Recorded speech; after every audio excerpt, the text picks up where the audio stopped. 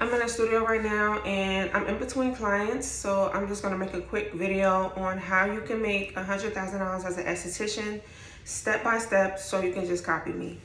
All right, so let's hop right in here. So when I first started off as an esthetician, just like many of you watching this video, you were having a hard time figuring out what you need to do, or you were just doing everything. When I first started, I was doing lashes, facials, makeup, body contouring, permanent makeup. I was doing all the services, but I realized that everybody was doing the same thing. So I went on YouTube, like how you're doing right now, and I was just searching up, what exactly did I search up? I searched up, I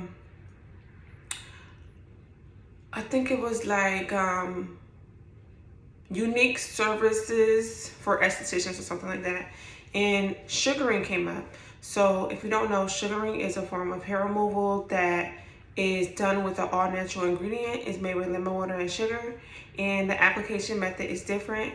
So you can use the hand method, which you use a gloved hand, you put it in the sugar, you mold it and you flick it off. Or you could use a strip similar to soft wax, excuse me, and remove the hair like that.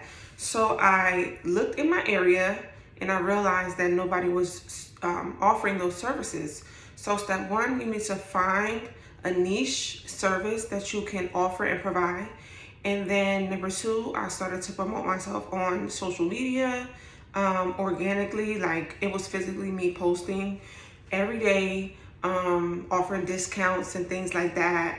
And just to get more social proof and to get more people familiar with what I had going on just within my immediate network. So I would post to, local community groups.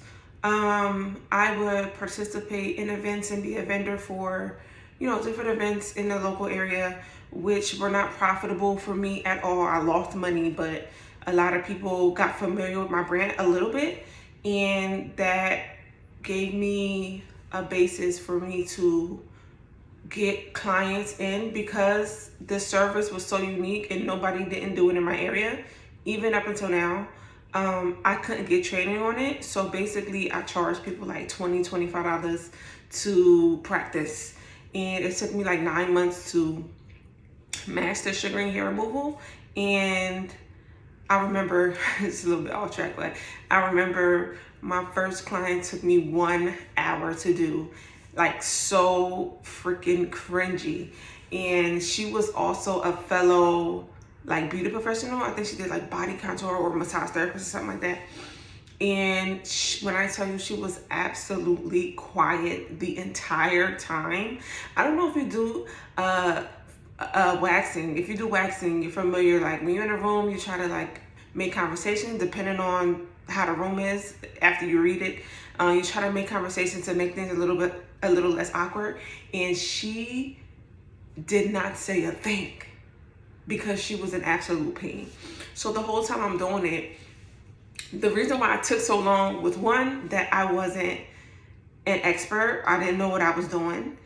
And two, I didn't warm the sugar up. The consistency of the sugaring paste was so thick and hard. I didn't have a sugar warmer. And I had charged her like $20, $25. And she knew that I was, she knew that I was new. She just wanted to try the service. And I eventually got everything off, but it was brutal. But I knew from then, if I can get past that uncomfortable situation, that I'd be able to master this and really sustain myself and make a business off of it. So I learned sugaring. I got, people familiar with my brand in the local community. And then my first 10K, my first 5 or 10K when I was doing it was really just getting down in the dirt. Like I was really just getting down in the dirt, really hustling. And when I say hustling, posting 3-5 times a day, like manually doing it. Just going live all the time, just constantly like beating down my timeline. And after that, I started using these different tools. I think the first tool that I used was what was the first tool that I used in order to get rid of that manually posting thing? I started scheduling my posts. So I would do a little work. Like I have like a day where I just do a content day kind of. I was really inconsistent with that.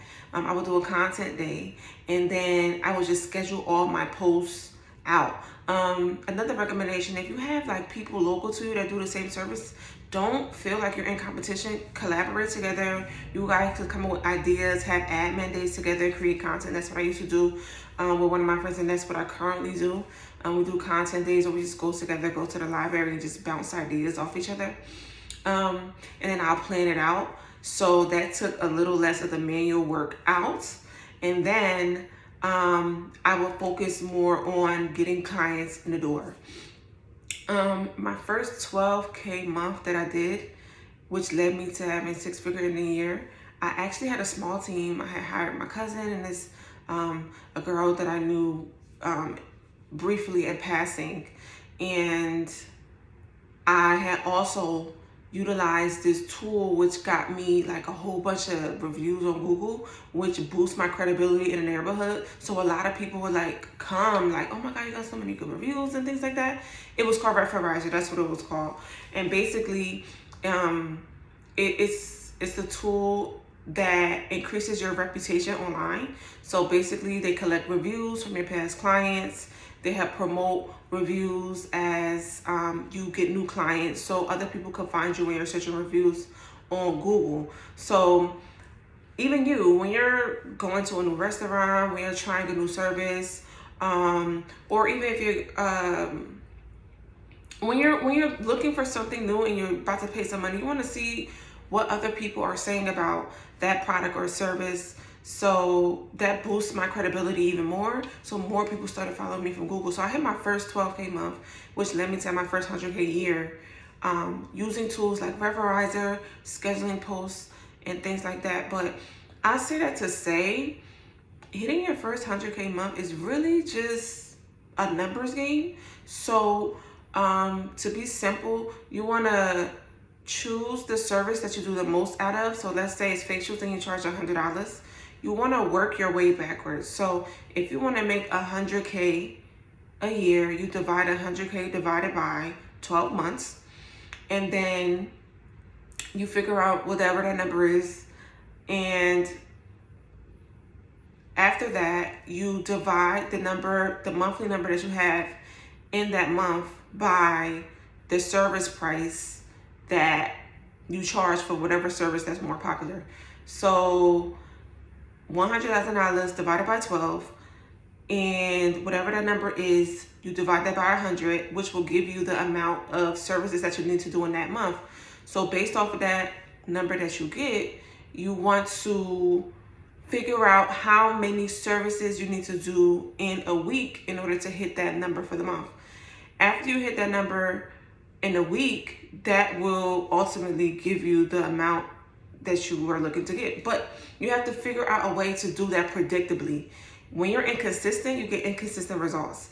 And the only way you get consistent results is by building systems, processes, and automations in order to predictably get to the number that you want. What am I saying in English? You have to use certain tools, just like I use tools like Referizer to automatically get reviews in order to boost my reputation and to boost my reviews and how people see me on the internet. That's the same way you need to use tools for other aspects of your business. For example, I use Facebook ads and Instagram ads in order to get my content in front of people every day. I just can't manually do that. I'm not in that state anymore. I just can't do it. It's giving job, and the things with jobs, I started my business to run away from a job. I didn't want to create another job for myself, and I feel like that's the trap that a lot of people get in. But in order to get out of that job trap, that self-employment trap, you need to utilize systems just like how other businesses do, just like how the business that you ran away from did. They have systems and processes in place.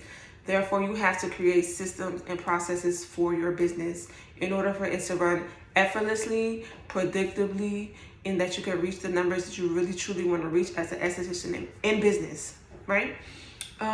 So I hope that helped you today.